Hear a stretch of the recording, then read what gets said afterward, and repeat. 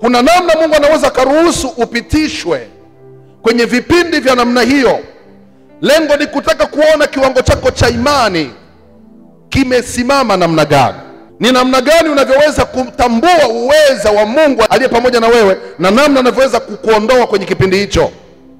Kabla hawajasema, hawajapiga kelele, Yesu hakufanya jambo lolote na wala hakukemea upepo. Na bahati nzuri alitaka kupita. Ila walipopiga kelele ndipo Yesu alipoona sababu ya kujitambulisha. Walipoonyesha kwamba hawana uwezo ndipo alipowaambia msiogope.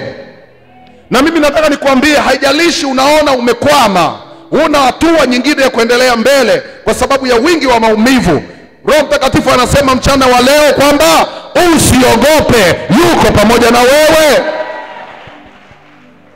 Hautaangamia, wala watu wa nyumba yako hakuna hata mmoja wao ambaye unywele wake utapotea. Dhoruba inapokuja haimaanishi kwamba ndio mwisho wako umefika, bali elewa kwamba dhoruba inapokuja inakuja kwa lengo la kukusaidia kufanya nini?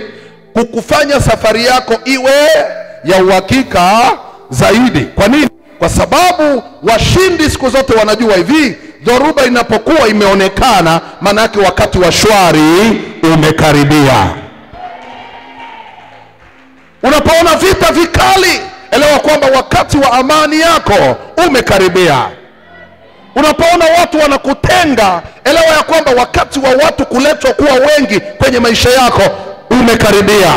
Tena watakao kuwa watu wa faida, sio watu wa hasara. Wakati wa kusukwa, wakati mwingine watu tunafika mahali pa kusahau kwamba Mungu aliyetenda yale mengine jana anao uwezo wa kutenda leo. Anaweza kuondoa na haya yanayoonekana.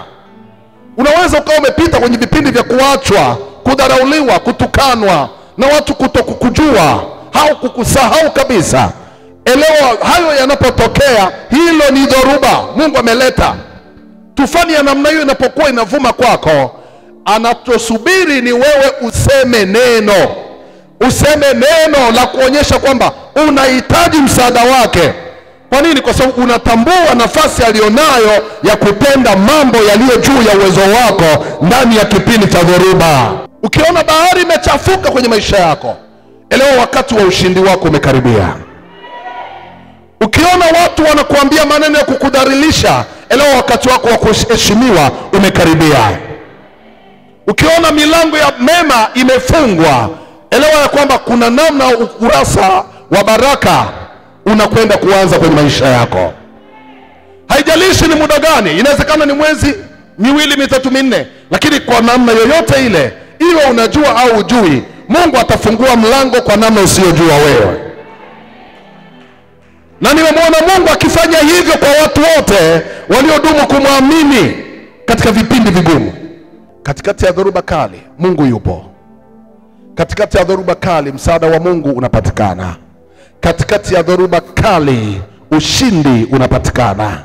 Katikati ya kukatishwa tamaa, kuna matumaini tena.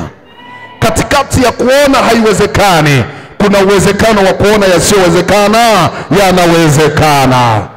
Katikati ya kuona milango mingi uliyotegemea ikifunguka mbele yako haifunguki, tegemea kuona kwamba ndani ya kipindi hicho milango uliyoitarajia itafunguka na zaidi ya vile ulivyotegemea. Nimedumu kumwona Mungu wakati wa udhaifu. Ndio wakati ambapo Mungu anajifunua sana kuliko wakati wa nguvu. Pale unapoona kwamba una nguvu, kuna uwezekano wa Mungu asionekane. Lakini wakati wa kipindi cha kuonekana kuwa dhaifu, huo ndio wakati ambapo nimemwona Mungu akifanya mambo makubwa kupita uwezo wa kibinadamu. Majibu yanapokuwa hayapo, haimaanishi kwamba hakuna jibu. Unapokosa majibu leo, elewa ya kwamba Mungu analojibu kesho. Katikati ya dhoruba kali, kuna kushinda.